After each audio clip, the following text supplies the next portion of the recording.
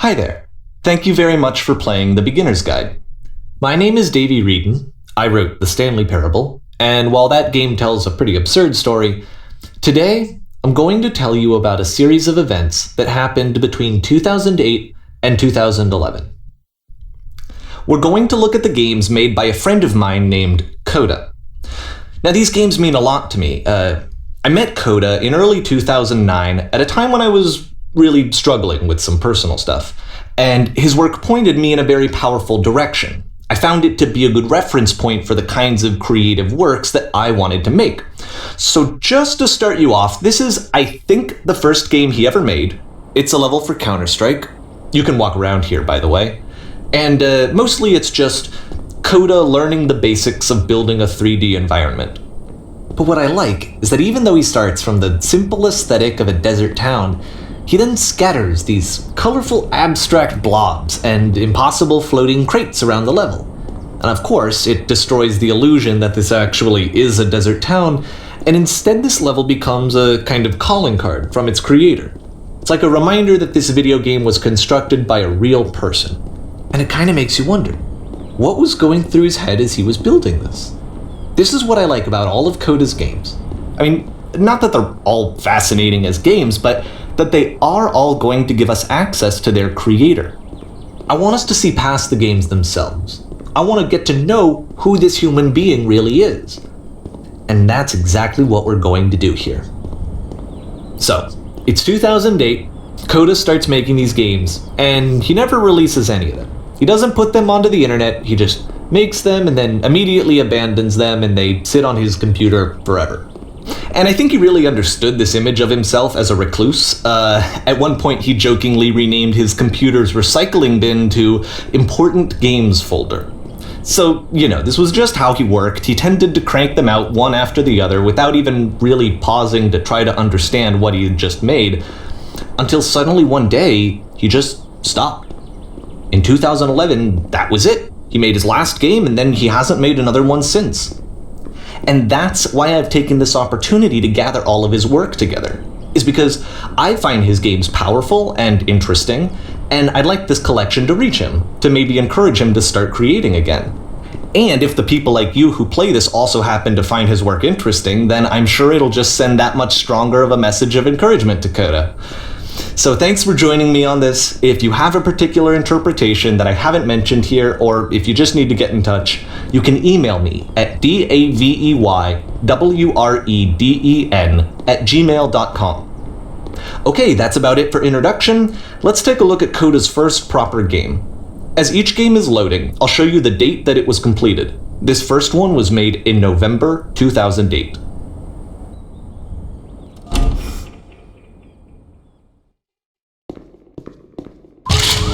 Warning. Whisper machine active. Shift destruction imminent.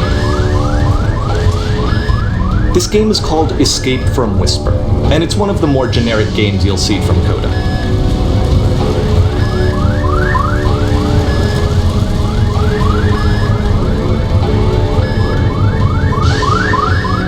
You can click to fire the gun.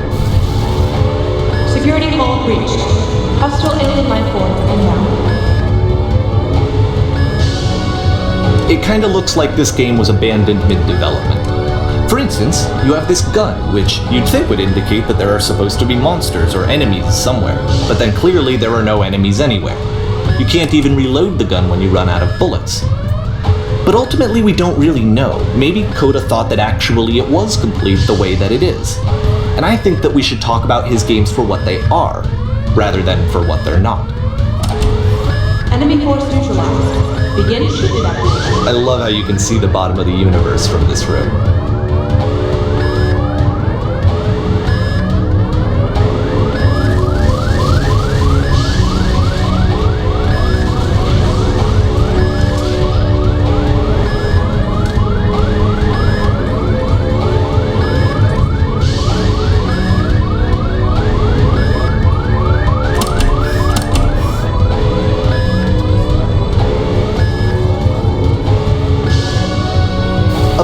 this space station has a labyrinth on it.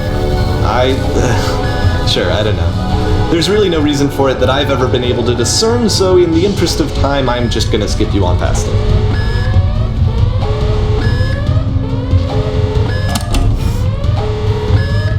Okay, this is the part that's interesting. The game has this narrative about the whisper machine and how it has to be turned off, and then you get to the engine room. Hey, you there, in the engine room. You could save us all. That beam is powering the whisper machine. We could disrupt it by introducing a great enough heat signature. If your body could stop the beam. It's so much to ask, but for all of our lives, would you do it? Could you give yourself?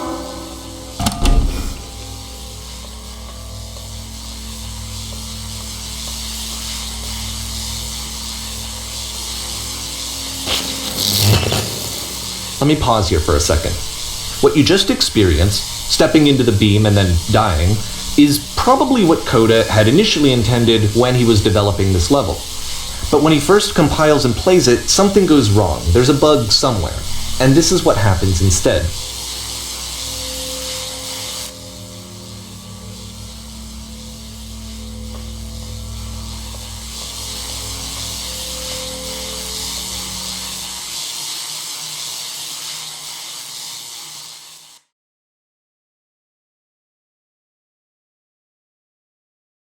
The beam causes you to start floating. And this is an important moment for him. Because yes, this is technically a glitch, but Coda identifies something human about it, like how small it makes you feel in the face of this larger chaotic system. Or this floating could be the afterlife, a peaceful place, juxtaposed against all of the hysteria that you've just had to traverse. I don't even know. I have no idea what he was thinking, but what's clear is that after making this, something lodges itself in his brain. He wants to do more of these really weird and experimental designs. So he stops work on this and moves on to a stream of tiny little games that go in all sorts of directions. Let's go ahead and take a look at the first game he made after leaving this one behind.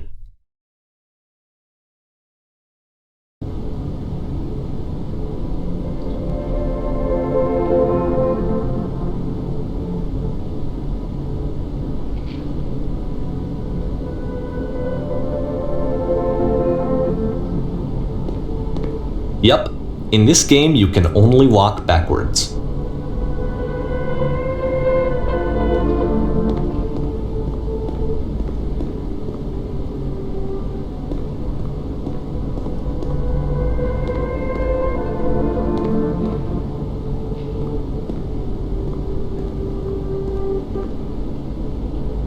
So it's a short and relatively minimalist experiment combining motion and narrative.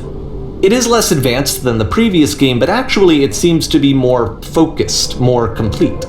Coda's trying to give it a unique voice rather than simply basing it on a pre-existing trope.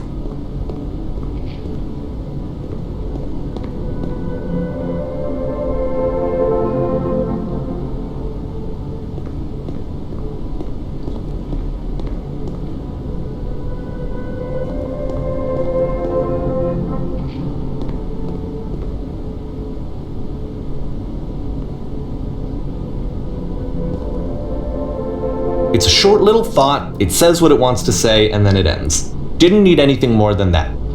Which to me is why it works, because it gets out quick. Okay, next one.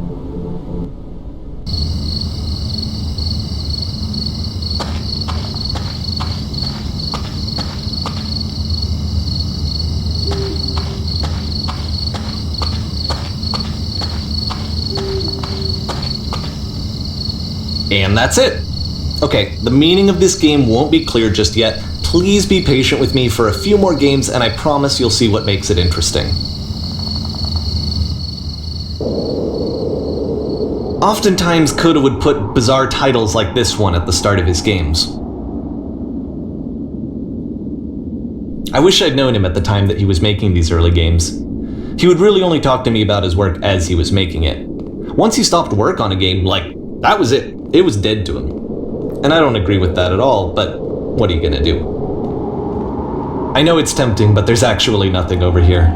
Sorry.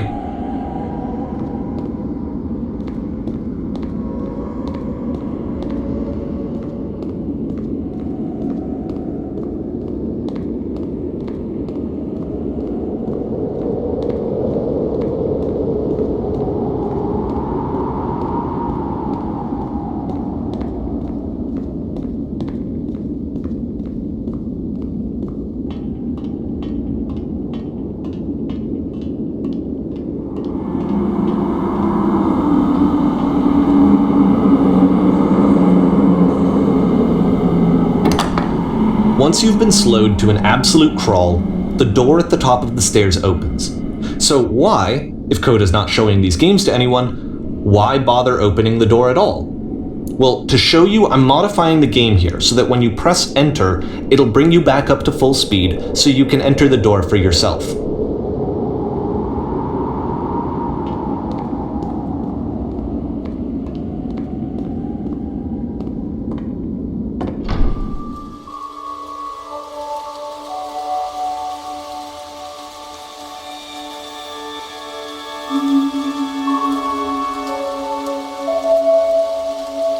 A room that's warm and nice and filled with little ideas for games.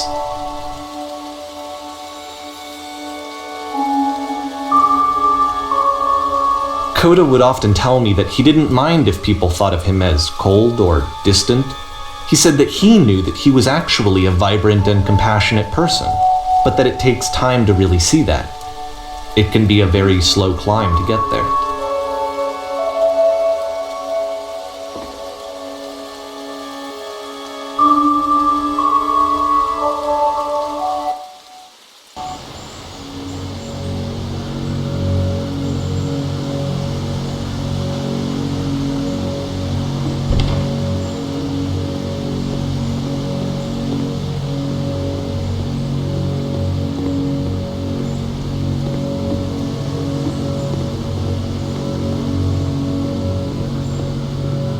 Well, this is new for Coda. It's an actual puzzle.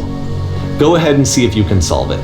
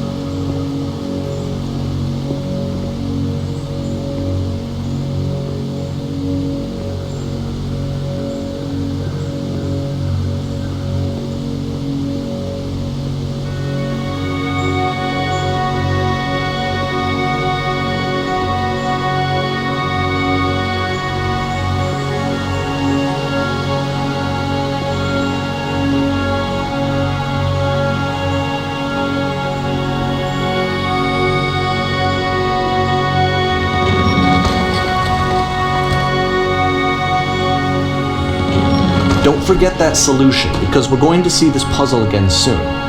We're going to see it a lot.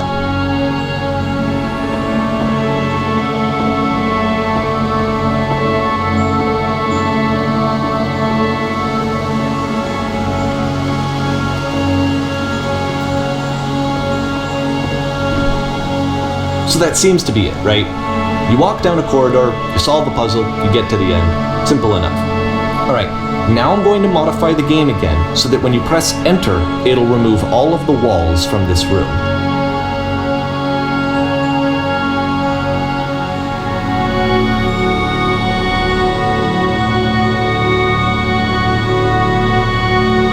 How about that?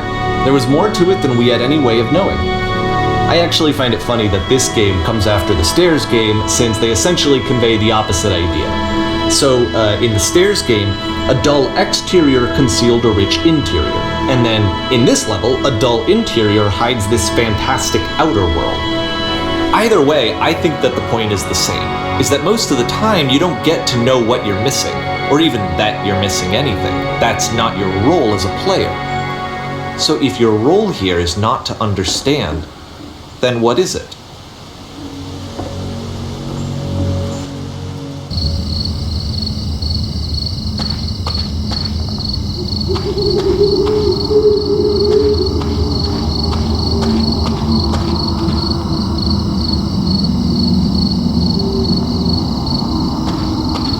Aha! So, this, combined with the entering game from earlier, tells us that Coda believes his games are connected somehow.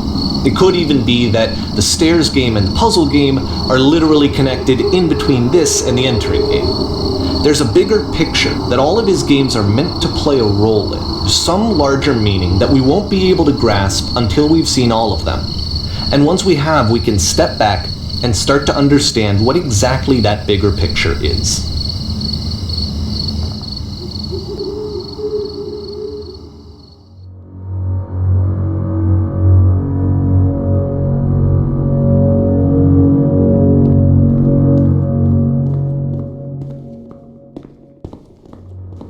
Let's talk about video game development for a second. Every video game runs on what's called an engine, which determines what the game can and cannot do.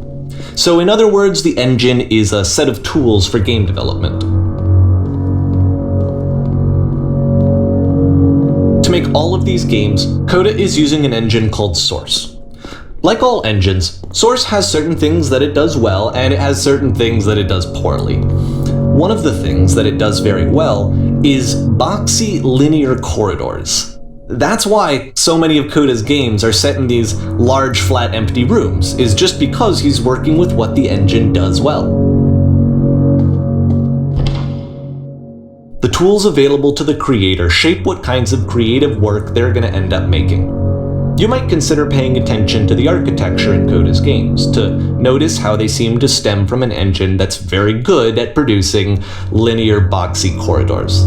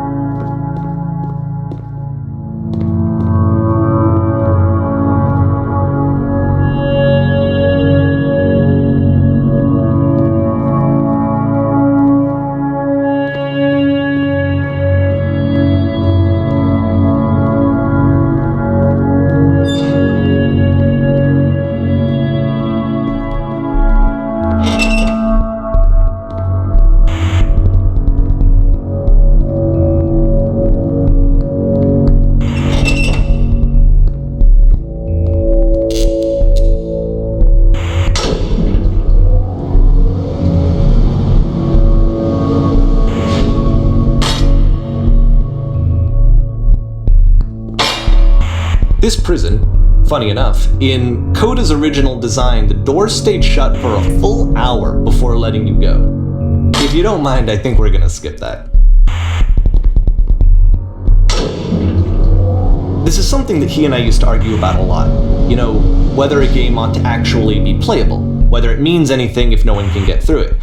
And I would always defend that, you know, all this work goes into the game, why not make it playable and accessible? And so we just got into heated arguments over it, and there was one time that after one of these conversations, he went home, and a day or two later, he sent me a zip file entitled Playable Games that was full of hundreds of individual games, each of which was just an empty box that you walked around in and nothing else.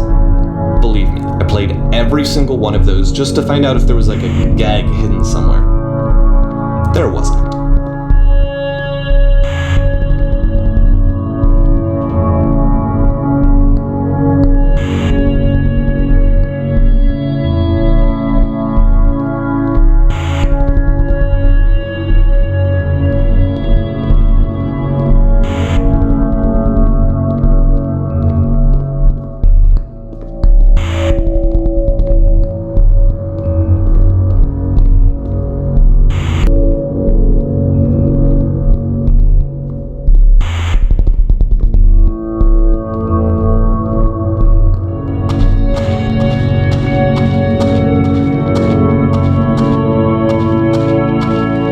It's the puzzle again, with the exact same solution as the last time.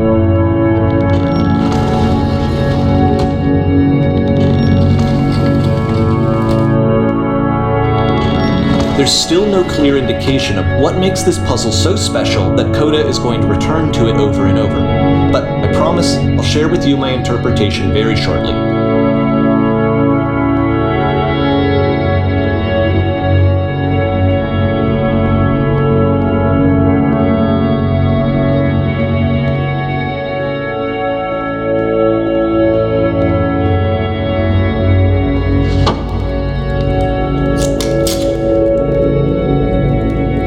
Coda begins using a kind of dialogue system that he fashioned out of the engine's chat capabilities.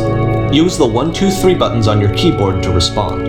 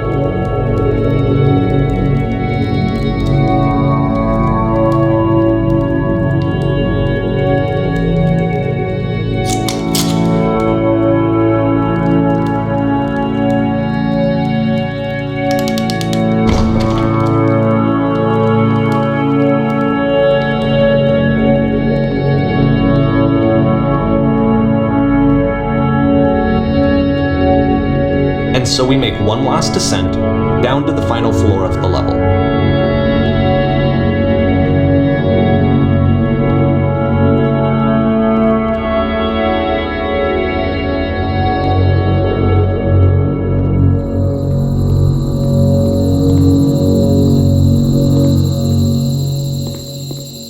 It's a lamppost. Okay, I can't tell you quite why, but for some reason Coda fixates on this lamppost. It's going to appear at the end of every single one of his games from here on out. I'll tell you what I think. I think that up to this point, he's been making really strange and abstract games with no clear purpose, and maybe you can only float around in that headspace for so long.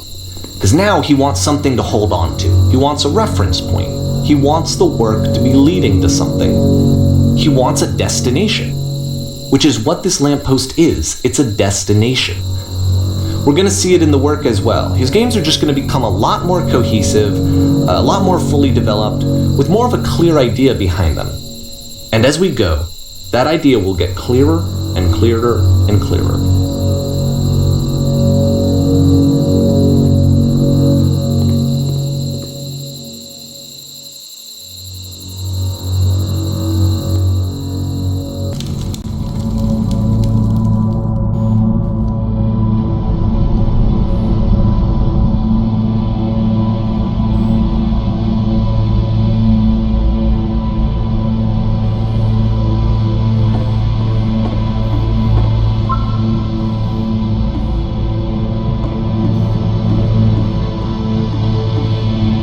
So first off, I'm sure you can deduce this, but this game is not connected to the internet.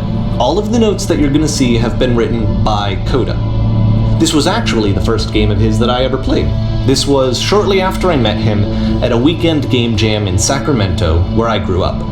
I saw him working on this very level, and it was just so different from anything that anyone else was doing. So right away I was like, I have to be friends with this person. In retrospect, I think I was probably a bit too pushy trying to get his attention. I was over-enthusiastic. But he was very gracious about it and very patient with me. and I cooled off eventually.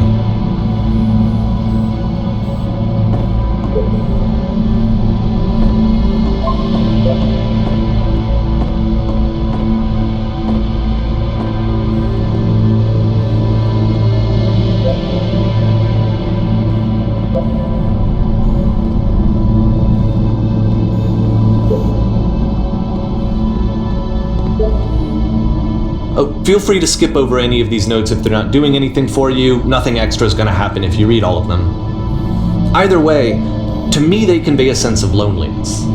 I see this person who's filled with thoughts and feelings and beliefs and has no way to express them except as scattered and unheard voices in a game that wasn't meant to be played.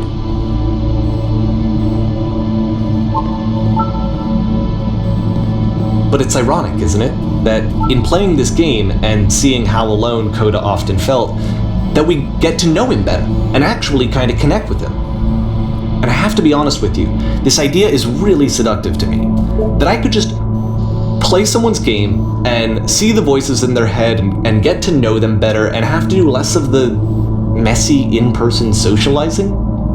I could just get to know you through your work. I think this is why I always liked Coda's games so much, is because it felt like they let me have that connection. I felt as though he was inviting me personally into his world. And then I feel less lonely too.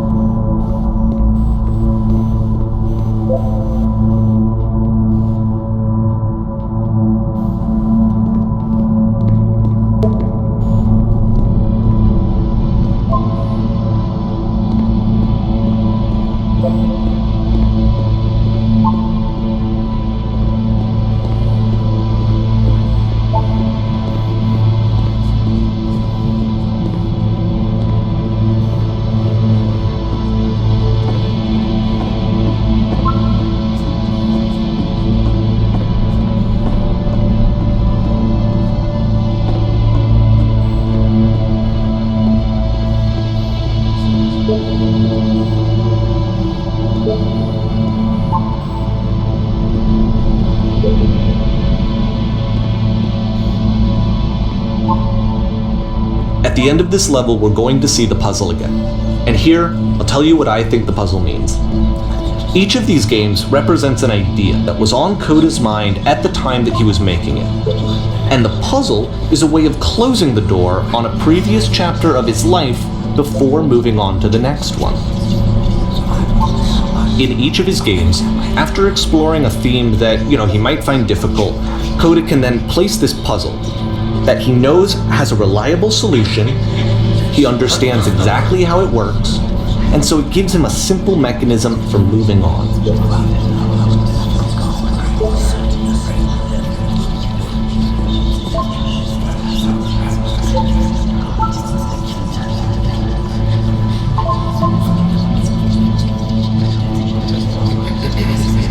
And because there's this dark area between the doors, a space between spaces, before you move on, you get to pause. Just for a moment, a few seconds to reflect on and let go of the events that led you here. To step back and connect the pieces together. To grasp at that elusive bigger picture.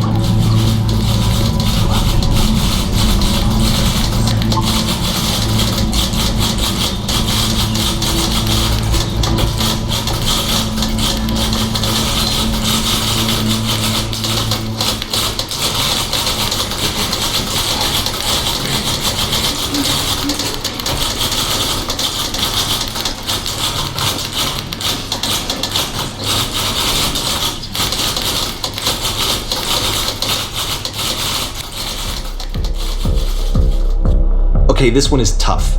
It's gonna kind of just spin its own wheels for a few minutes. Hang with it.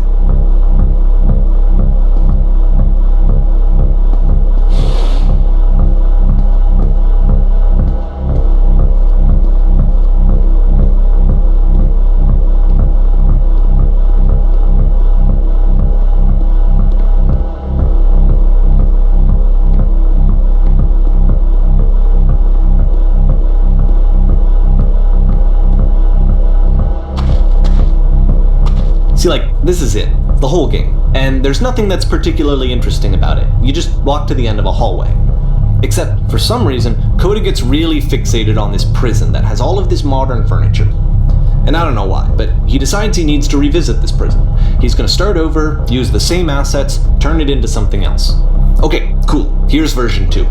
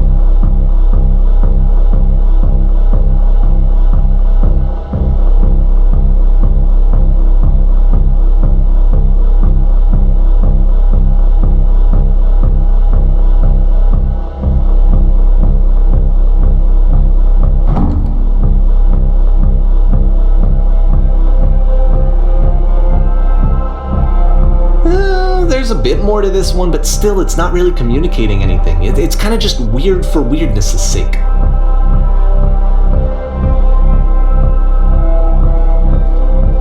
So okay, he throws it out and starts over. This time he comes at the prison idea from a different direction.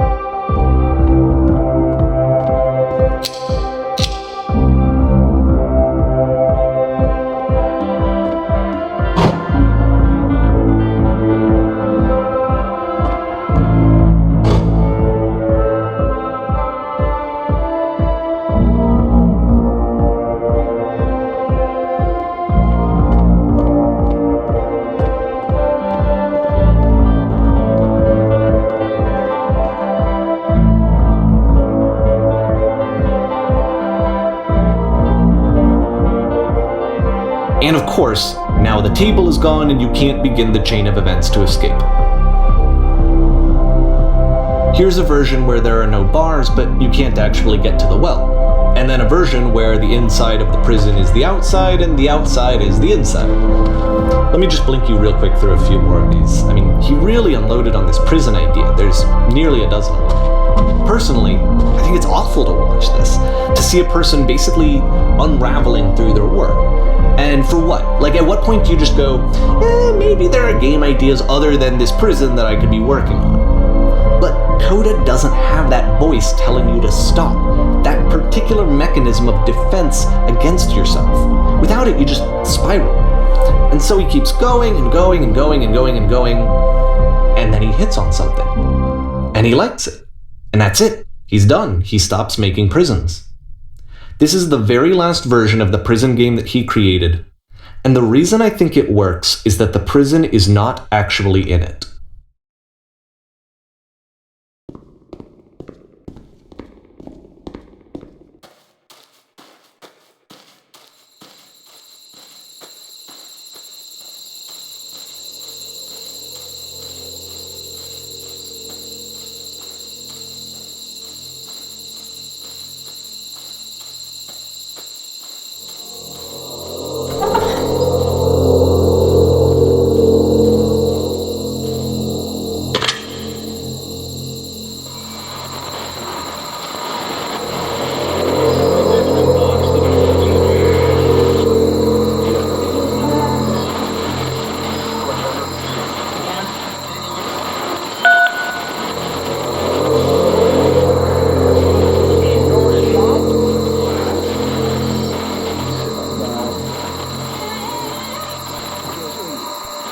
It's a conversation. And so this is what Coda wants, is to be able to talk to someone, to share what's on his mind, and to get some good advice from someone who knows. But the irony is that even in this scenario, you're still talking to yourself. You know, all of these games so far are Coda talking to himself.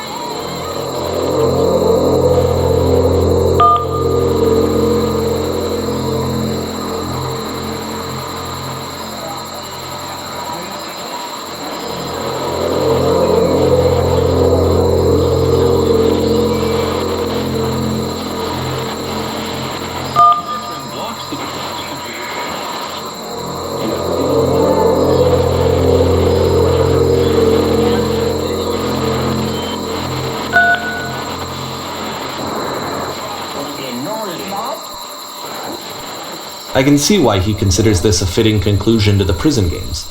After all of the obsession and frustration, just to be told by someone you can trust that things are going to be okay. Wouldn't that be nice? So what would it look like if Coda wanted to make a game about talking to someone other than himself?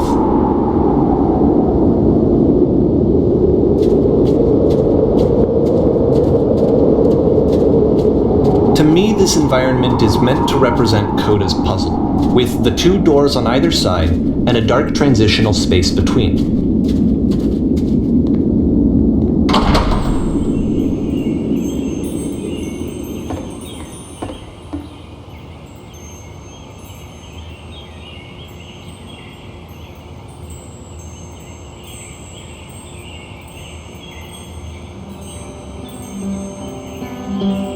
You'll notice that the quality of the art is a step up from previous games, including this new and improved chat system, which he started using from this point on. From here on out, he begins putting much more effort into the visual polish of his work, and this particular game took 2 months to create as a result.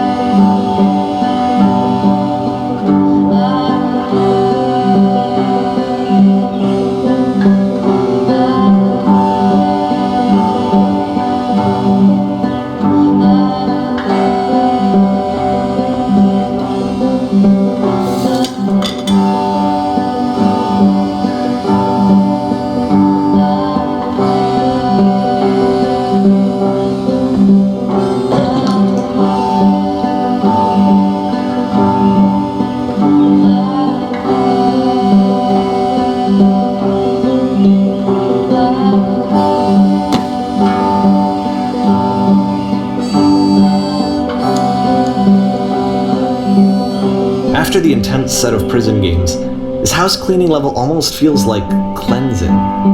It's the moment after a particularly difficult or traumatic experience where you just need to let it sit and digest inside of you, and eventually cohere into something meaningful.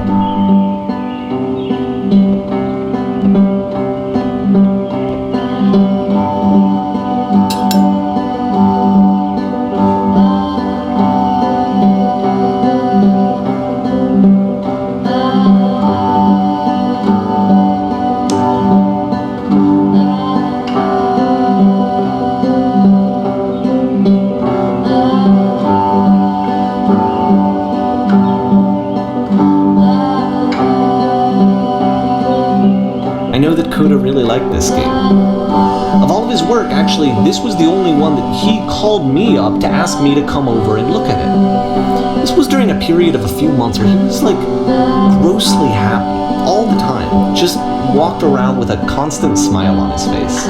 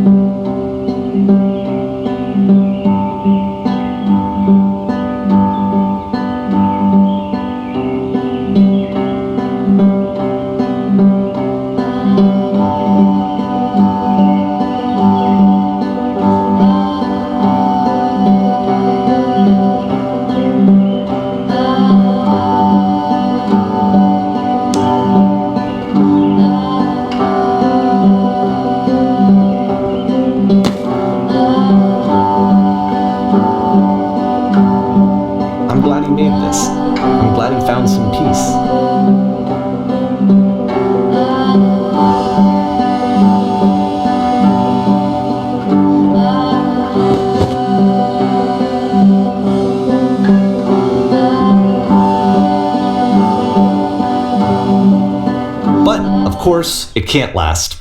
The music stops, your companion is gone, it's time to leave. The door at the top of the hill is now open as well. Again, you can't stay in the dark space for too long. You just can't. You have to keep moving. It's how you stay alive.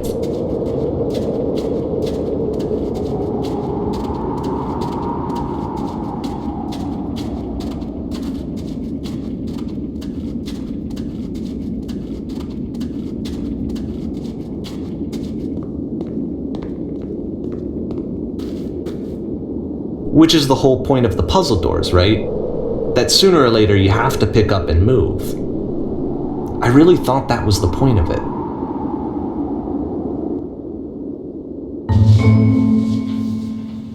This one gets a bit goofy.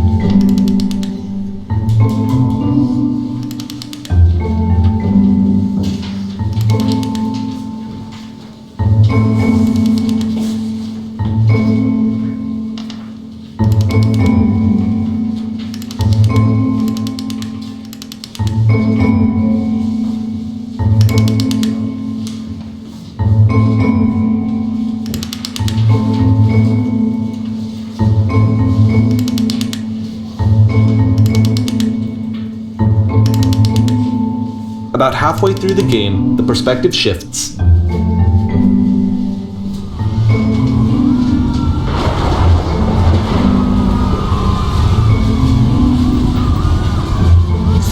And you play as the teacher. And suddenly, you discover that your teacher is just as bigoted and afraid as you are.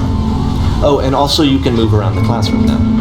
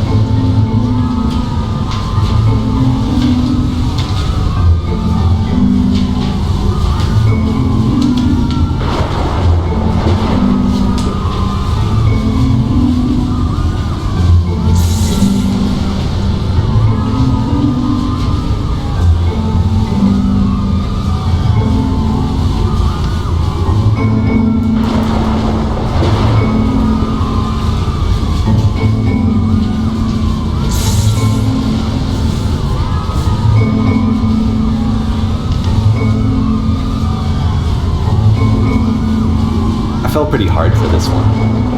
I feel like it's one of the most relatable experiences that you can have. To assume that some other person is perfect and totally fulfilled in every way, and completely miss all of the little flaws that make them painfully human. I think about this game a lot these days.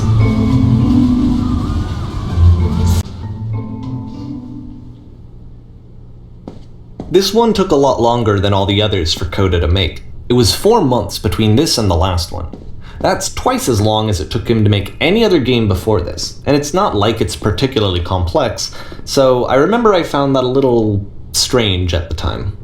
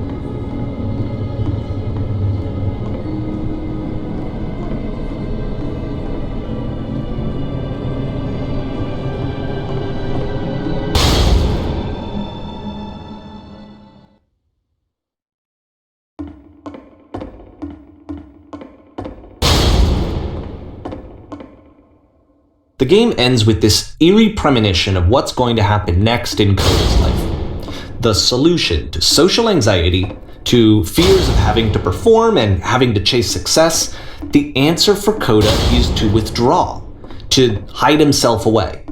Which is what leads to scenarios like the stairs that slowed you down several games ago, where it just becomes harder and harder to access Coda's inner landscape because he keeps retreating. He just keeps backing away from possible connections to anyone other than himself. And to be honest, I didn't consider it very healthy when I first played this. It looked to me like he was trying to justify the idea of just disconnecting yourself from the world. And that wasn't what I wanted for him or for his games. Because I feel like a lot of his games are inviting me to connect with his person, to bring him closer. But what can you do? After this, Coda went off and took another 5 months to make a new game.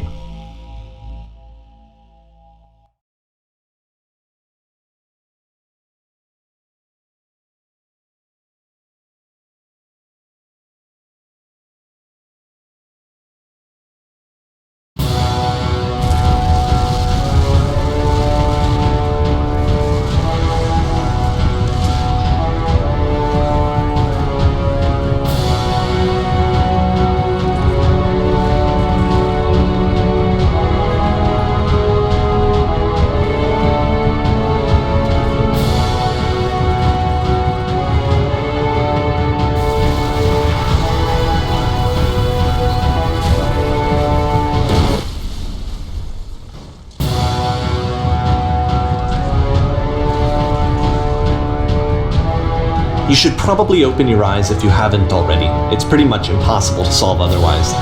And there is a solution, by the way.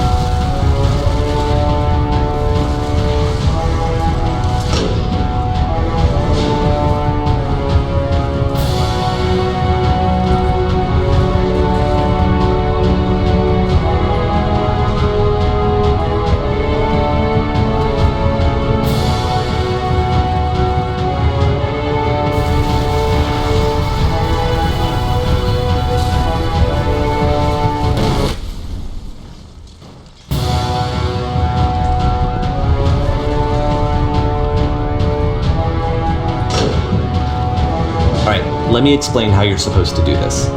On either side of the room are elevators, which go up to an upper level. You have to go up, walk over to the person who's standing there, and then select dialogue option number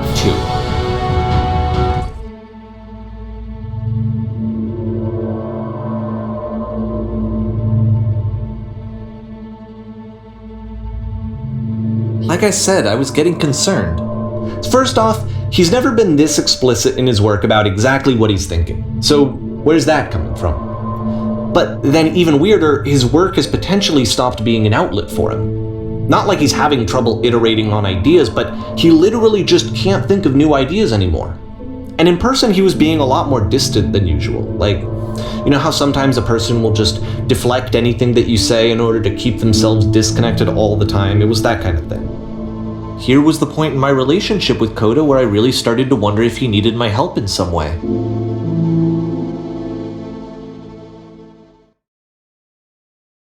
His games are going to get more desperate from here on out. After this game, it's almost 6 months before he finishes something new.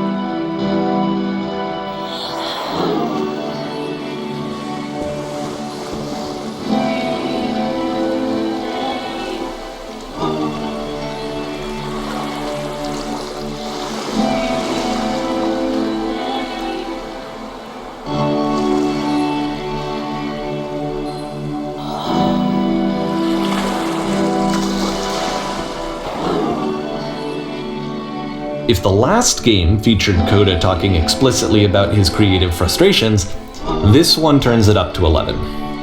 Now, put yourself in my shoes playing this. Here's a friend whose work is exhibiting signs of struggle, frustration, anxiety, depression, even, and yet still he keeps making games. He keeps throwing himself into the grinder even when he clearly doesn't have the energy for it anymore. Why? What is it for?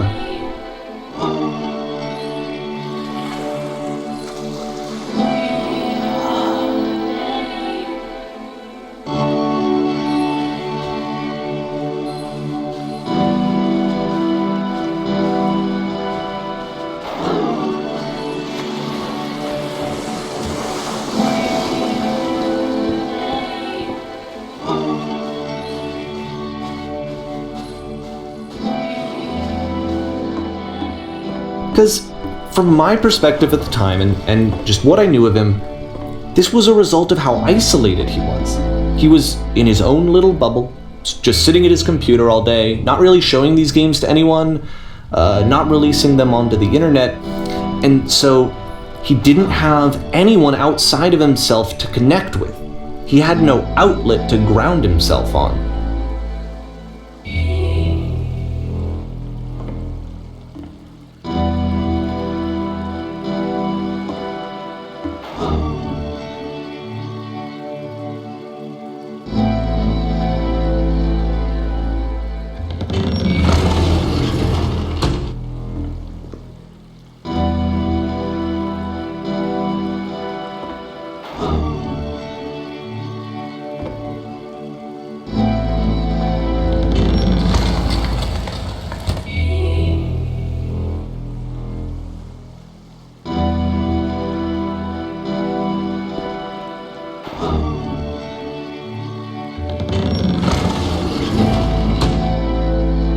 You can't talk yourself out of loneliness. It doesn't work that way. You can't be the one writing both the questions and the answers. Then there's no movement. Then there's no circulation. If all of your anxieties are being channeled into your work, then if the work ever fails, you have no backup and you're just going to crash.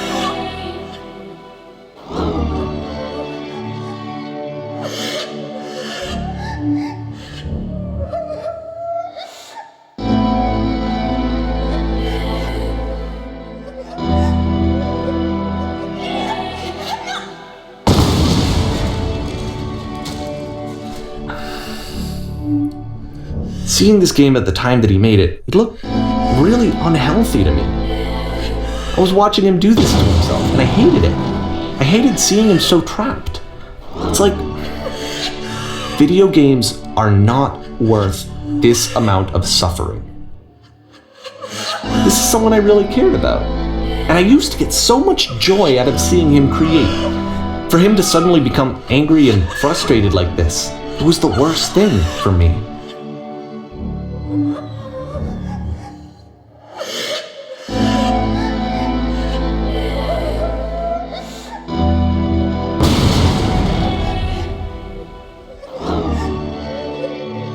I don't know. This is what I felt at the time. I don't know how else to explain it. I wanted it to stop more than anything. I had never felt so rotten. I needed more than I had ever needed anything for this to stop.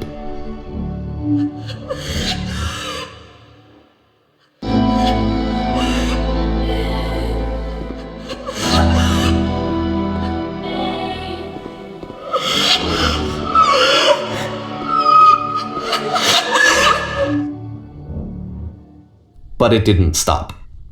After finishing this one, Coda takes another 7 months and comes up with a new game.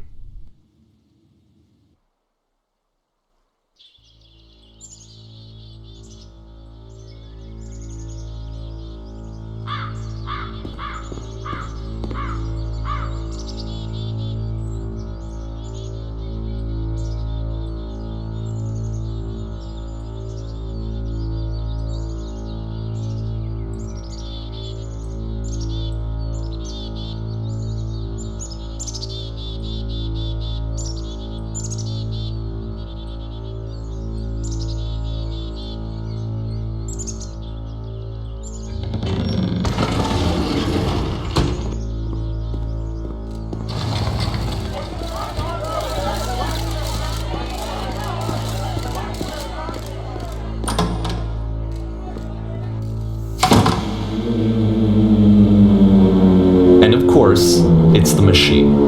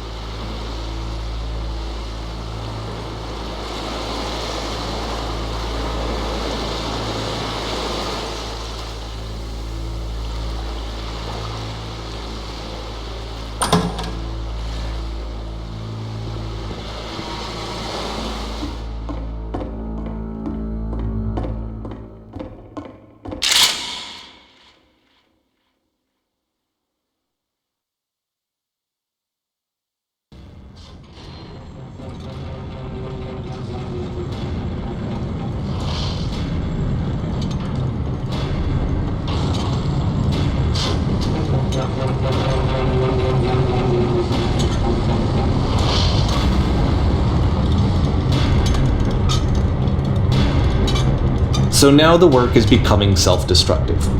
And I'll tell you, at the time that I first played this game, shortly after he made it, here's what I'm thinking to myself. I'm thinking that code is stuck in his own head, and that it's having a very negative effect on him, and that all he needs to do is just start showing his work to people, to get some actual feedback on his games. It might get him out of isolation. And so, as I'm thinking this, I realize that I could be the one to initiate it. Because it would never occur to Coda to start actively soliciting feedback, so what if I did it for it? If he could see the difference it would make to have more actual conversations with other human beings, would that bring him out of his mental spiral? Would it give him confidence in himself? Would it bring meaning back into his work?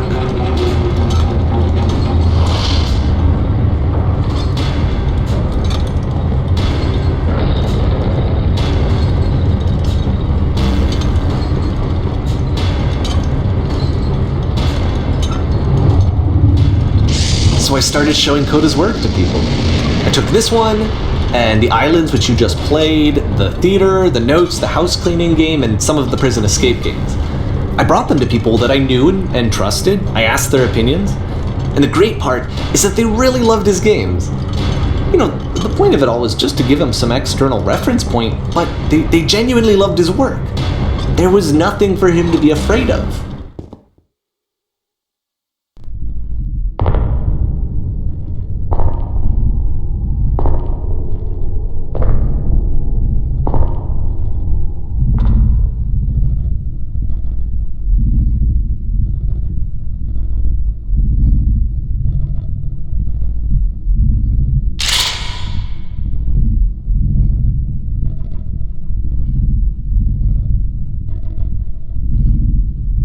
Can you see why I felt like this was the right thing to do? Because it's the thing that I always feel like I need, to be told that my work is good, that I am good. When someone really connects with a thing that I've made, when they see themselves purely in my work, there's nothing that feels better. And I got to give that very same feeling to my friend. I did something, I really felt like I'd done something good, like I was a good person. I felt like there was a friend who was in trouble and was unhappy and maybe didn't like themselves, and I could fix it. If I could give him this gift, maybe I could fix the problem.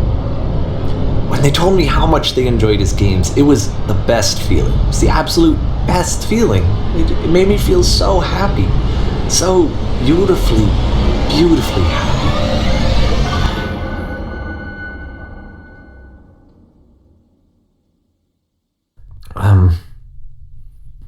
So anyway, Coda finishes this game, and then really he just kind of takes off for a while. So this is June of 2011, and I didn't hear anything from him for several weeks, I guess.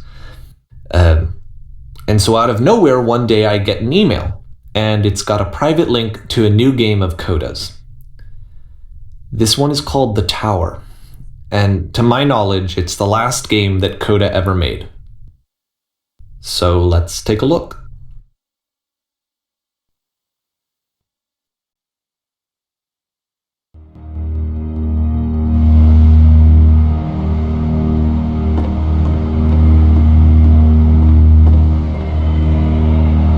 And this is where I have trouble saying anything meaningful about Coda's work. Because more than anything else, the tower just feels distant. It feels like it's trying to distance itself from the world. It's a very cold game.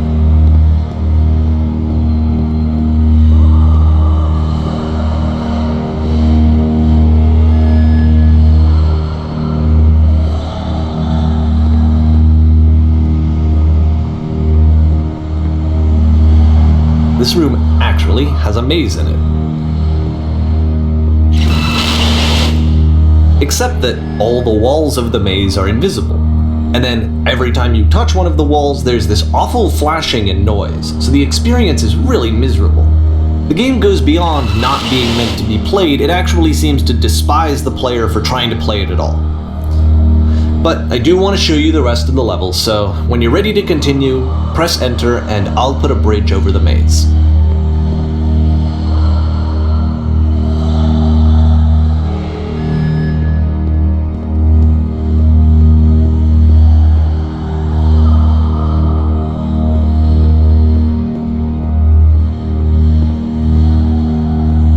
And to be fair, it's not like this is the first game that's needed some modification to be playable. Like the house cleaning game. You know, that one used to actually loop the cleaning chores and you just cleaned a house forever. I had to cut it off so that you could exit the house and the game would actually end. But that game had an idea that it was actually trying to communicate. What's the deeper idea behind the invisible maze? The only way past this challenge is to randomly guess the 6-digit code. Like the invisible maze, it's frustrating to me, because it's the opposite of everything else that Coda has made. It doesn't encourage thought or engagement.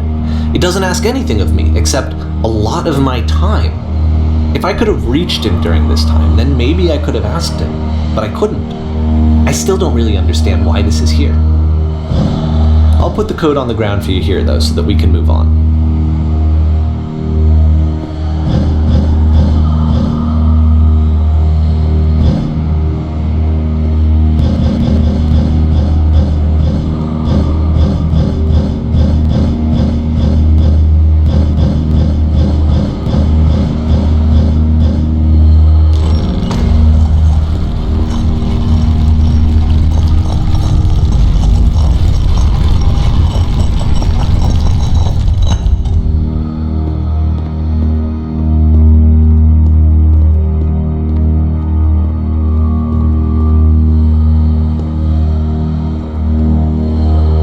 The switch to open this door is actually on the other side of the door, meaning that it's literally impossible to solve from this side. So even if you somehow brute forced your way through the first 2 challenges and you got to this point, there's actually just no way to progress. And it's scary for me, the idea of Coda cutting himself off entirely, just saying, you know, that's it, that's the end of the conversation, not giving me any way to fix the problem. I feel like a failure, I guess, when I can't fix the problem. But I can open this door for you, so let me do that. Was I a failure for not understanding this game? I mean, I don't know why I would be. It's not like everything needs to have a solution, but I feel it somehow.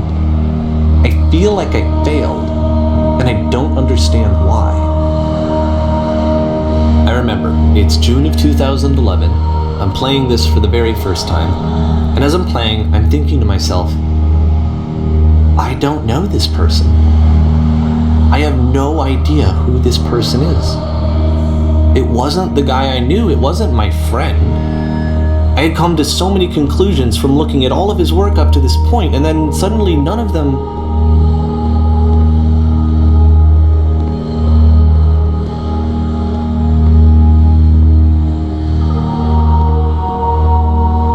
I had been trying to, though. That was the thing.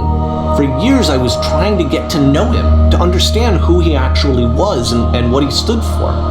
I asked him so many times to please just tell me what his games mean to him.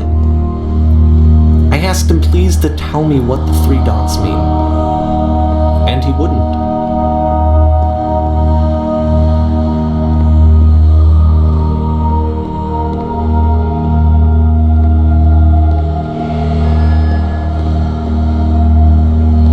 I just felt so strongly that if I could have connected with him, that if I could have somehow made his work my own, that I would finally be once and for all happy. It was that I needed to see myself in someone else. I needed to be someone other than me. But he stopped and left, and it felt somehow like I had failed.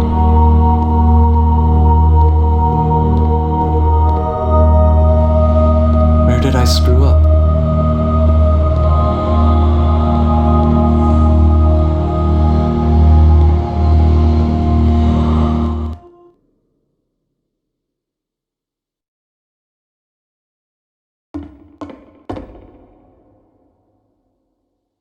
I'm the reason that you stopped making games, aren't I? It's because of what I did. I poisoned it for you.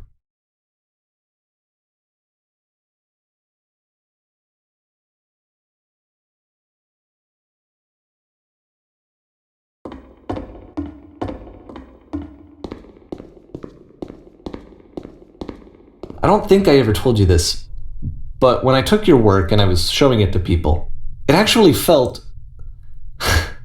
it felt as though I were responsible for something important and valuable.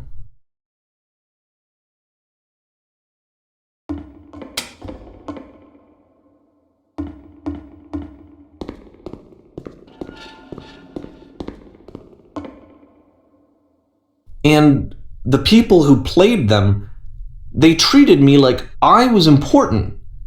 They really listened and cared about what I had to say. Even though I was showing your work, I felt good about myself. Finally, for a moment, while I had that, I liked myself.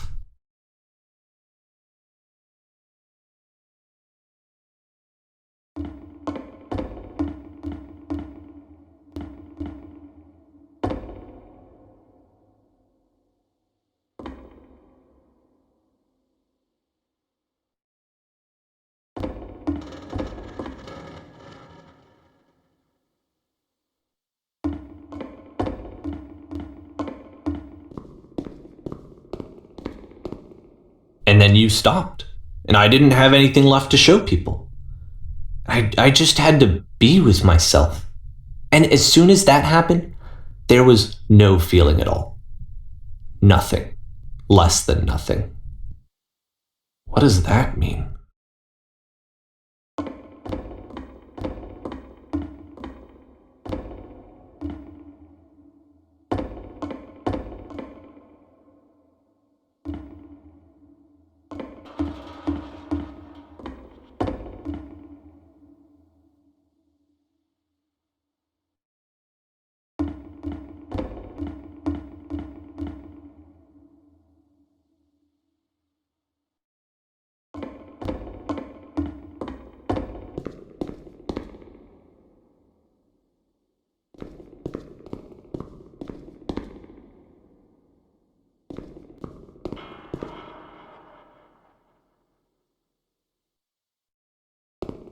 I'm afraid that I did something really stupid because I don't like myself.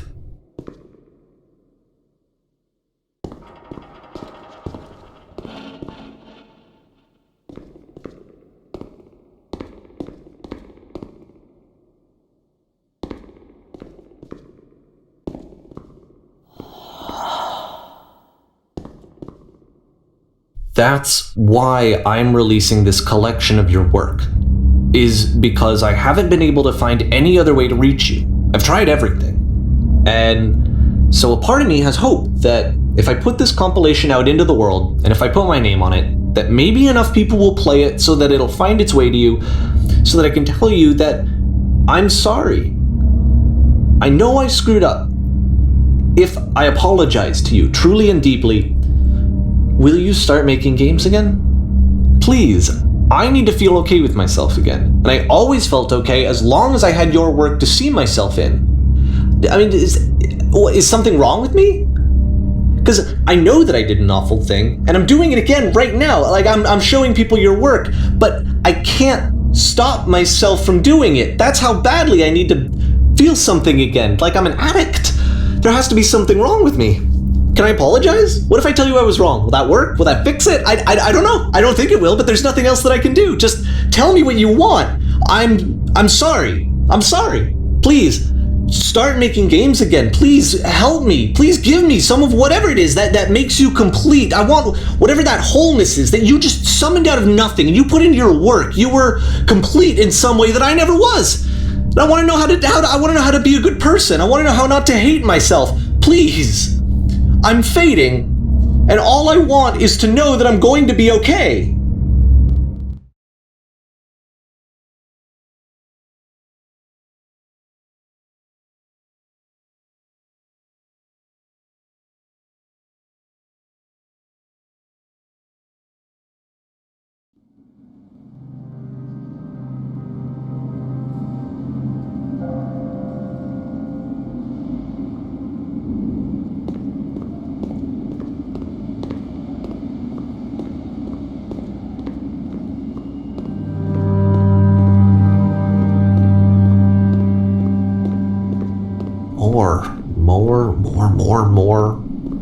more love, more praise, more people telling me that I'm good.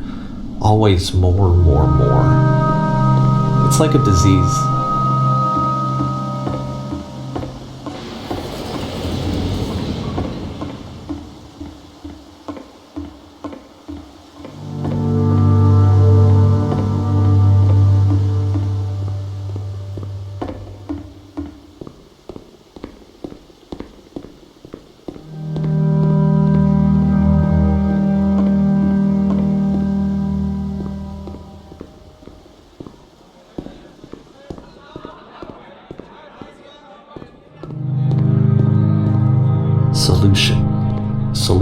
Solution.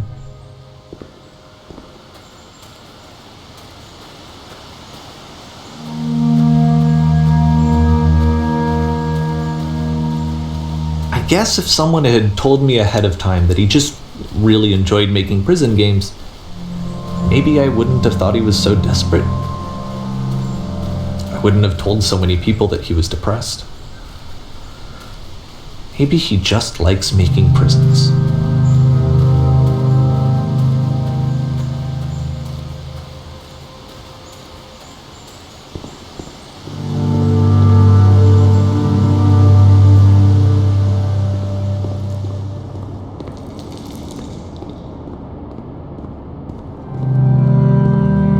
Even now, the disease is telling me to stop.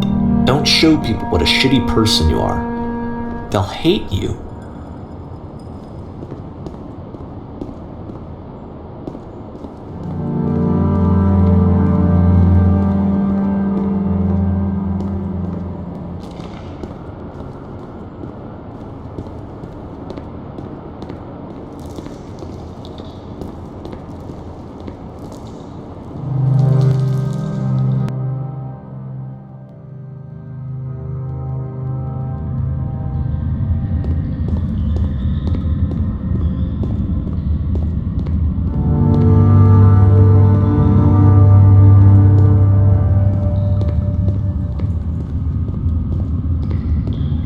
If I knew that my life depended on finding something to be driven by other than validation, what would that even be? It's strange, but the thought of not being driven by external validation is unthinkable. Like, I actually cannot conceive of what that would be like.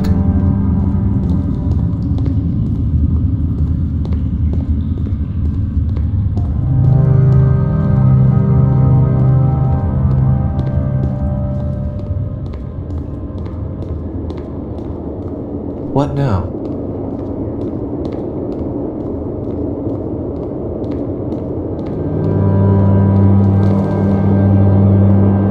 I think I need to go. And I'm sorry, because I know that I said that I would be here and I would walk you through this, but I'm starting to feel like I have a lot of work to do. I have a lot that I need to make up for.